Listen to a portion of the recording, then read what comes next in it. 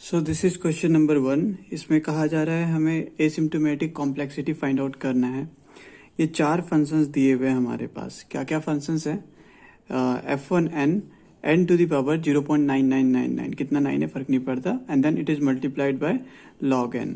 Second function is f2 of n and then 1 0 0 0 0 और last में this is multiplied by n। कितने zeros है matter नहीं करता है, अबाउट 5 to 6 जीरोज है। And then f3 of n is 1.00 about 50 and then last में 1 है to the power n, ये पूरे का पावर n है। and f4 is n square, ये क्वाड्रेटिक है।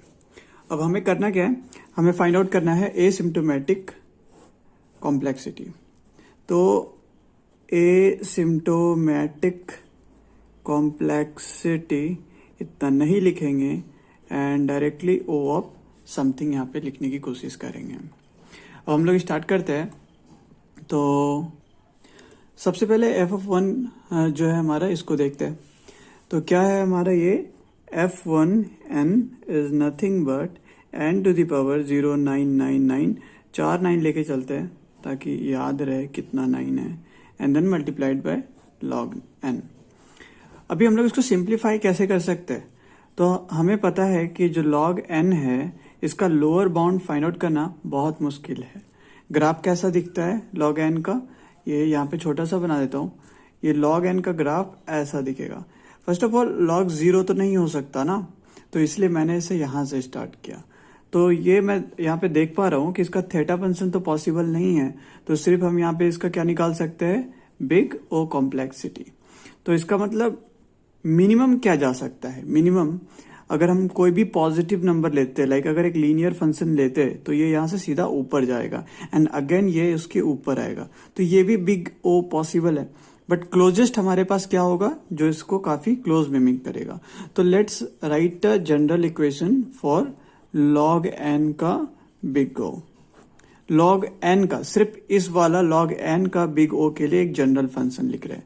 वी नो डैट कि एनी लीनियर फंक्शन और for that matter any function, for example we have n to the power y। Actually यहाँ पे कोई पॉजिटिव नंबर है y, यहाँ लिख देता हूँ, y is greater than 0। So for any y n to the power y where y is greater than 0, ये इसमें आ सकता है, मतलब बिग ऑफ n में आ सकता है। इसका बेस्ट एग्जांपल अगर लेंगे तो हम लोग यहाँ पे देख सकते हैं कि n to the power 0.5, n to the power 0.5 यानी कि क्या हो गया? Root n। क्लियर है? रूट n का ग्राफ कैसा दिखता है? रूट n का ग्राफ दिखता है ऐसा। क्यों बनाया मैंने इसको? यहाँ पे एक अलग से यहाँ पे देख लेते हैं, क्लियर कर लेते हैं। ये हमारा log n है एंड मैं कह रहा हूं कि अप्रोक्सीमेटली रूट n हमारा ऐसा है। अगर हम लोग रूट n लिखते हैं और n का वैल्यू 0 देते हैं तो यहां से ये ऑरिजिन करेगी। बट हम जब log n लिखते हैं, okay, and then n to the power 0 करेंगे तो ये डिफाइन नहीं होगा, इसलिए हम लोग इसको ऑरिजिन से स्टार्ट नहीं किए। तो ये एक इंट्यूजन के लिए मैंने यहाँ पे एक ग्राफ बनाया कि अगर हम लोग कुछ भी करेंगे, कुछ भी, अगर पावर पॉजिटिव है तो ये हमेशा log n को बाउंड करेगा, अपर बाउंड। तो क्या हम लोग सेफली लिख सकते हैं इस इक्वेशन को कि log n के जगह हम लोग यहाँ पे n to the power x लिख सकते हैं, where x is greater than 0, ये अपर बाउंड लिख सकते, राइट? लेकिन हमारा मकसद क्या है यहाँ पे? अपर बाउंड से ज्यादा लेना देना नहीं है। वी हैव टू कम, जितना क्लोज हम आ सकते हैं थीटा फंक्शन के। एंड हमारा यहाँ पे मेन क्वेश्चन क्या था कि इन्हें अरेंज करना है। तो अगर हम लोग यहाँ पे देखें कि मैंने कहा कि जो log n है इसको बाउंड करती है कोई भी n की पावर, तो n की पावर यहाँ पे भी है और n की पावर यहाँ पे भी है। अब इन दोनों में ज्यादा कंफ्यूजन तो पॉसिबल नहीं है। क्यों नहीं पॉसिबल है? क्योंकि ये पावर 2 है, तो ऑब्वियसली इसका जो कॉम्प्लेक्सिटी है वो ज्यादा है। तो अब इन दोनों के बीच में हम लोग रिलेशन ला सकते हैं। कैसे ला सकते हैं? हमने ग्राफ में ही देखा कि अगर ये n to the power log n है तो लीनियर फंक्शन कहीं ना कहीं ऐसा है। तो इसको इसमें कन्वर्ट करते हैं। कैसे करेंगे कन्वर्ट? तो ऑलरेडी हमने यहाँ पे देख लिया कि n का कोई भी पावर डाल सकते हैं। अब क्योंकि क्वेश्चन में यहाँ पे 0.99 है, तो यहाँ अगर हम इसको कॉम्प्लेक्सिटी में कन्वर्ट करके पावर 0.001 कर दें तो ये दोनों मल्टीप्लाई होके n बचेगा। करते हैं यहाँ पे फिर f of n is equals to n to the power 0999 n।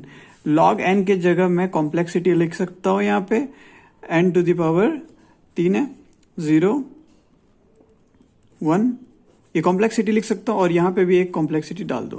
क्योंकि देखो अपर बाउंड फंक्शन तो ये भी है। अपर बाउंड फंक्शन मतलब ऐसा नहीं होता है कि जो क्लोजेस्ट लिखना है वही जरूरी नहीं, सारे अपर बाउंड है। तो अब इसको हम लोग क्या लिख सकते हैं? O is basically upper bound of what? n to the power 1। So basically ये आ गया। तो इसको अनदर लैंग्वेज में हम यहाँ पे क्या लिख पा रहे हैं? ये वाला पार्ट हमारा क्या है? बेसिकली ये पार्ट क्या है? Look at the question. f of 3 क्या है basically? Wait sorry this one f of 2 क्या है बेसिकली यहाँ पे? f of 2 is nothing but just upper bound of n। It's a linear function, right? यहाँ पे हम लोग लिख सकते हैं ना f ऑफ 2 को। मैं यहाँ पे लिख दूं f of 2 of n is nothing but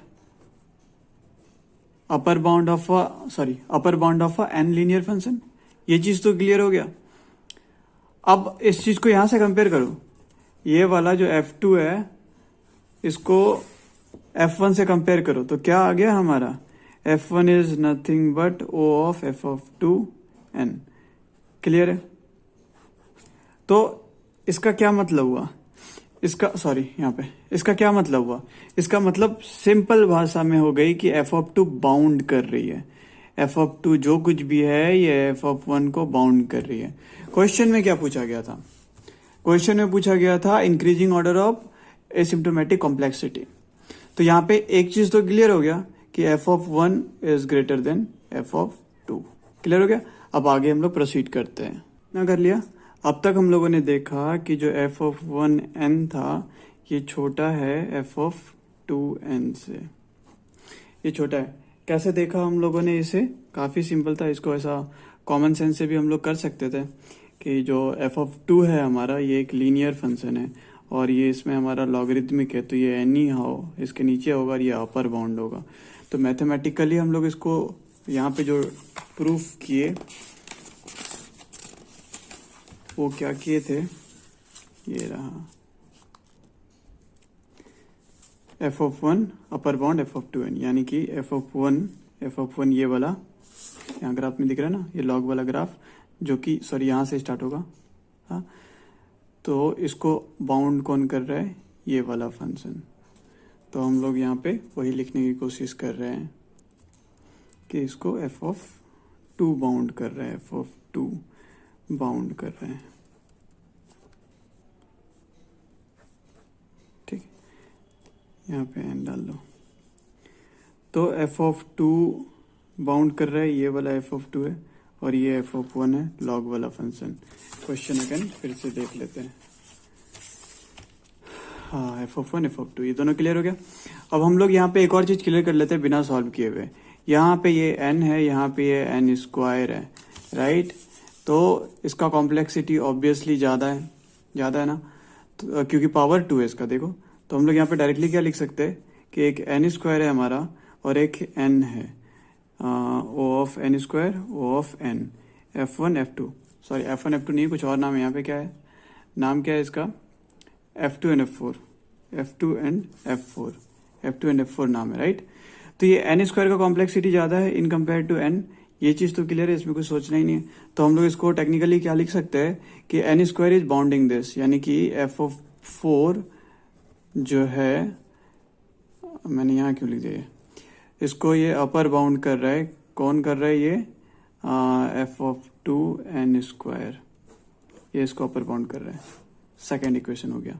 तो अब इन दो कंक्लूजन्स से हम लोग क्या लिख सकते हैं कि f ऑफ 1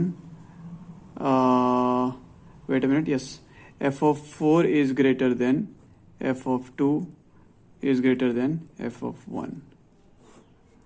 ठीक है, अब हमारा बचा क्या? अब हमारा बचा है सिर्फ f ऑफ 3। अब f(3) को अगर हम इन तीनों में से किसी से भी कंपेयर कर दिए तो हमें पता है कि इसका एग्जैक्ट लोकेशन कहाँ पे होगा। f(3) को अगर इन तीनों के साथ कहीं पे भी कंपेयर कर दिए तो लेट्स सॉल्व फॉर f(3). क्या कहता है, अच्छा इसको भी तो सॉल्व भी नहीं करना, f(3) को तो सॉल्व भी नहीं करना है। इसका कॉम्प्लेक्सिटी 1.000, चलो 4 ले लो यार, यहाँ पे 1 लेना बहुत जरूरी है, टू द पावर n। अभी क्या है कि इसका अपर बाउंड क्या ही हम लोग कर सकते हैं, 1 से तो ग्रेटर है ना ये। अभी अगर 1 से ग्रेटर है तो ये तो एकदम पॉलिनोमियल बन गया ना, इसका तो अब अपर बाउंड कर पाना ही मुश्किल हो जा रहा है, क्योंकि ये हमेशा इंक्रीजिंग फंक्शन है, ये एक्सपोनेंशियल फंक्शन है बेसिकली। यस, ये एक्सपोनेंशियल फंक्शन है। तो अब एक्सपोनेंशियल फंक्शन ऑब्वियसली इसका कॉम्प्लेक्सिटी सारे लीनियर फंक्शन से ज्यादा होगा, सारे लीनियर फंक्शन से। बाकी में n यहाँ था, इसमें n पावर में। तो हमारा फाइनल आंसर क्या हो गया, हमारा final answer obviously f(3) is greater then f(4) is greater then f(2) is greater then f(1). क्या थे ये सारे f? ये हम यहाँ पे देख सकते, दिख गया, f(1), f(2), f(3), f(4). तो इस तरीके से हम लोग को आइडिया लग सकता है एसिम्प्टोमेटिक कॉम्प्लेक्सिटी का, और ये करेक्ट आंसर है। नेक्स्ट क्वेश्चन, कंप्लीट सेट को सॉल्व करेंगे नेक्स्ट क्वेश्चन अगले वीडियो में।